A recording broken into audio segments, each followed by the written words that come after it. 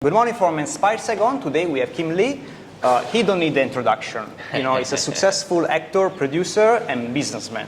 So thank you for coming. Thank you for having me here.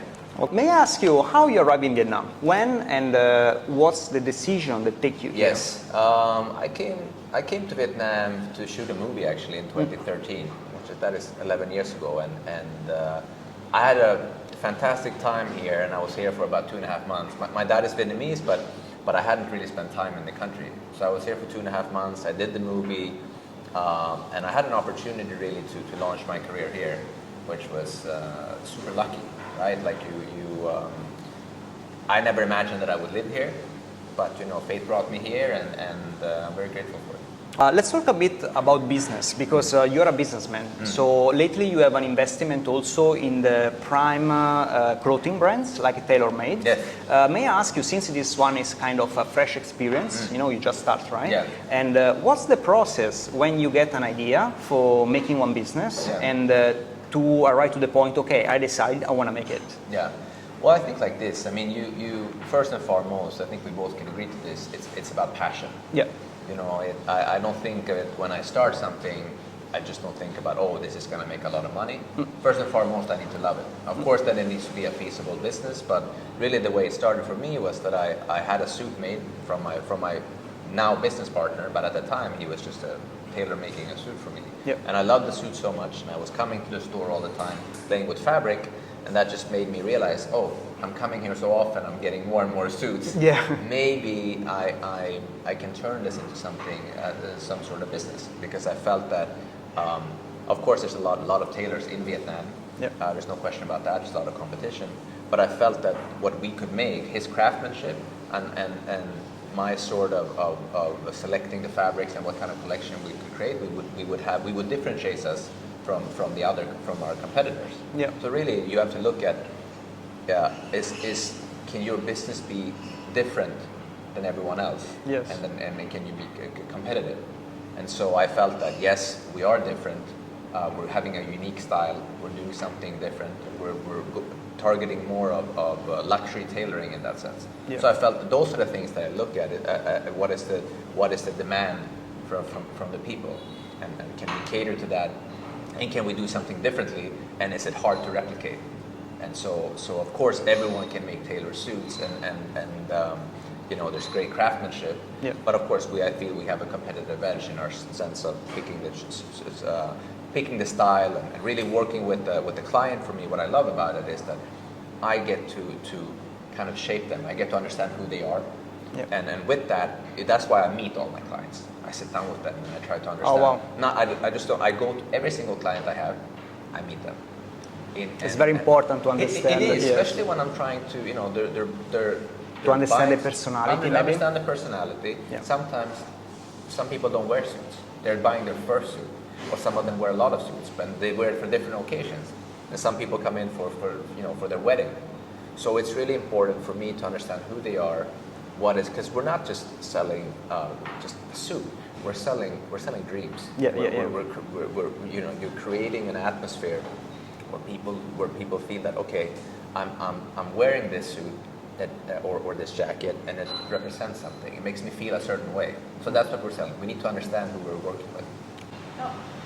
Okay, Vietnam can be not easy all the time. What is the biggest challenge that you got as a entrepreneur, as a businessman here in Vietnam? Yeah. I think one of the biggest challenges that I've faced myself is, first and foremost, when I came here, I thought that the things that I learned in the West, that I would just be able to apply everything that I learned and it would work over here. Yeah. And I think I wasn't mindful enough of understanding the culture. Okay. You need to understand the local market, the Vietnamese people as well, if you want to have a successful business, right? You can of course make a business that's catered just to foreigners, but really, like, if you want to be successful, I think in the long run, you have to understand the Vietnamese people, and you have to understand this particular market. So I think that's one of the key things, is to try to understand the market. I would also say that, you hear a lot. It can be a little bit crazy sometimes when you do business, so you just need to be prepared for that. And patient. Be patient.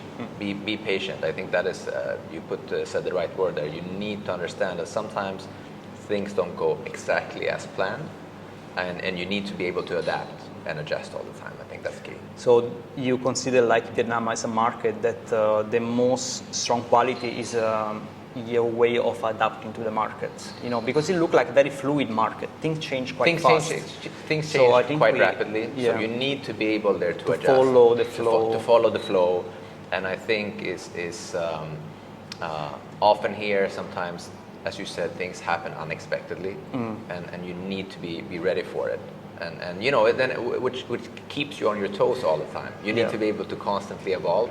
And I think that's, even though that's a challenge, it's also something that's quite intriguing and quite interesting, that you need to all the time, like you need to renew yourself all the time also, your own thinking. Yeah, it makes you question things sometimes, and it makes you reevaluate, and then you know you come up with a new strategy. So and that's true. But also it keeps you very active as an entrepreneur, because in the old continent, let's say in Europe, sometimes things, especially in Italy, they are so static that people like they don't reinvent themselves. They just keep doing the same things. And from the bigger picture, you never really grow. So once you rise to some point, it's very hard to grow. But I think that's also why it's so fun to be in Vietnam, right? Because we're living here in a time where things are changing. You know, the economy has been growing. You know, you could almost sense the optimism amongst the people, right? Yeah, true. It's things are happening. You know, the consumption is going up. There's a lot of things. Even though, of course, after COVID, and there's a lot of challenges, absolutely for everyone. But I do feel that if you look over the past 10 years here that I've been in Vietnam, there's construction everywhere. There's so many things happening. Like that, you could like when I first came 10 years ago, there wasn't nearly as many restaurants as we have now, right?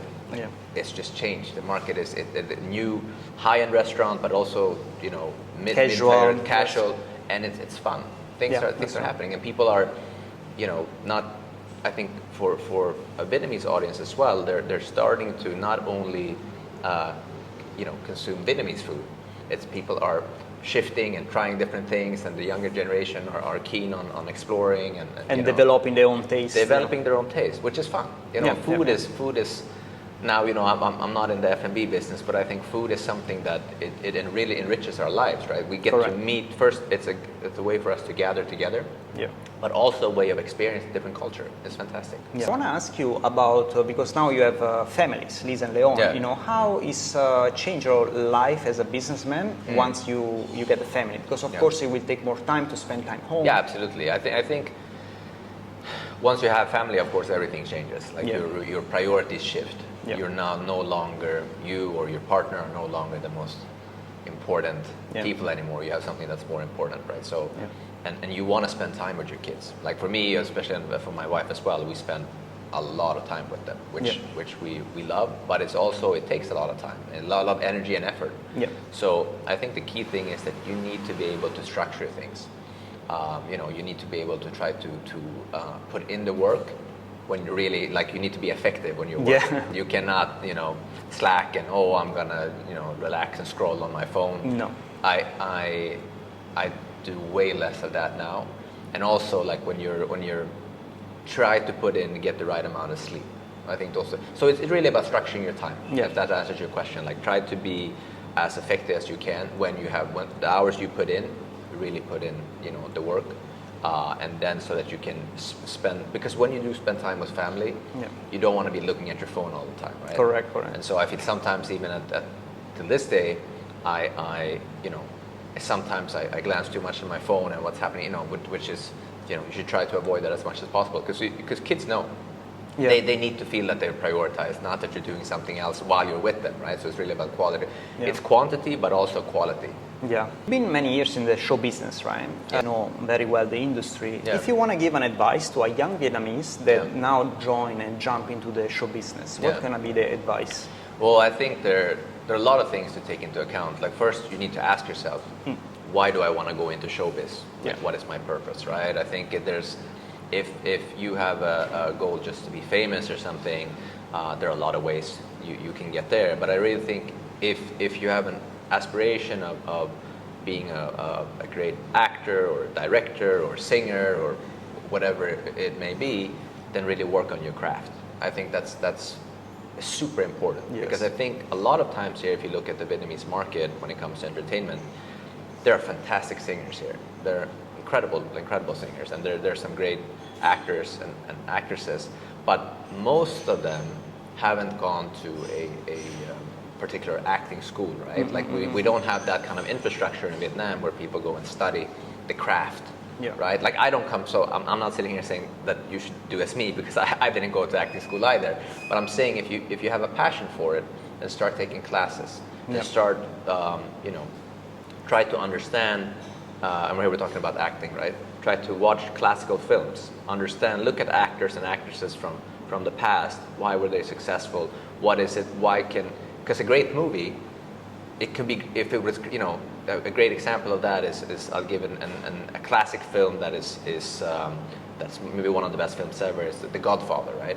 Which pretty much everyone have seen. If you haven't seen it, you have to watch it, regardless if you're an aspiring actor or not. Yeah. But if you look at that, that's a film that was shot in the 70s. And if I look at it now, which I just rewatched it, I do it once every couple of years because I think it's such a brilliant film. But you can watch it now, and it still holds up to this day. Like film is a way of transcending emotions, and you're supposed to make the audience feel. Every time I watch that film, I still feel like, wow, these performances are incredible. So of course, technique constantly evolves, right? We get better cameras, we get better equipment, we get better stunt coordinators, but all the acting itself is at the basic of it's the basic. That's the core of everything. So for anyone who wants to be in terms of coming into showbiz and being successful in that, study the craft that you're doing, be passionate about it, be open. And I would say for any artist, be open-minded. It's the same way we're talking about, try different foods. Try different food, drink different wine. Don't over-drink wine, but try wine. Go traveling, meet people from different cultures. All that stuff is super important.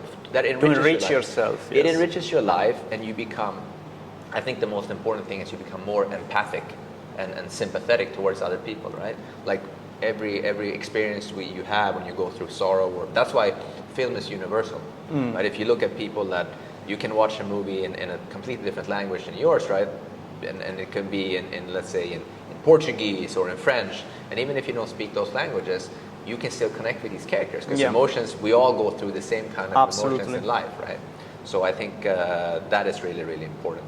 And also I would say that work with, when you're first breaking in, of course, to the business, of course you try to get as much work as possible, because you need to get the experience. But also try to work with people that are professional, that take their job as seriously as you do, and that I think is key. For the industry to grow, people need to be professional. Kind of mentoring. Find some mentoring. Find people that you look up to and ask questions and be curious. There are no right and wrong, right? Like you need to try to explore and learn. And I think I think people sometimes are a little bit scared to ask or something, but they shouldn't be. They should be if you want to, and don't be scared of failure. I think a lot of people are when they're doing an audition, for example, and they think that, they didn't get that audition. Why didn't they get that? And sometimes maybe you do a fantastic audition, but you're just the director or producer, they're looking for something else. Maybe you did the best audition of everyone, but still they are looking, maybe, and the person who gets the job maybe didn't do as good of a job as you did, but they have a certain look that they're looking for. So don't take things to see it as a journey, and don't let things discourage you. A few setbacks or failure, without failure there can be no success. Like we need a failure, in everything, and I've failed. I mean, on numerous things, and and sometimes you get it right, and sometimes you don't. But the important thing is try to grow from each experience, and I think that's key. Don't be too hard on yourself. But life is, especially for a young aspiring person, you have a lot of time to fail, to fail and learn and get better. And there are no guarantees. So just keep going. Perfect. Tim, thank you so much for coming. Thank you so much. Thank you. Thank you. Thank you.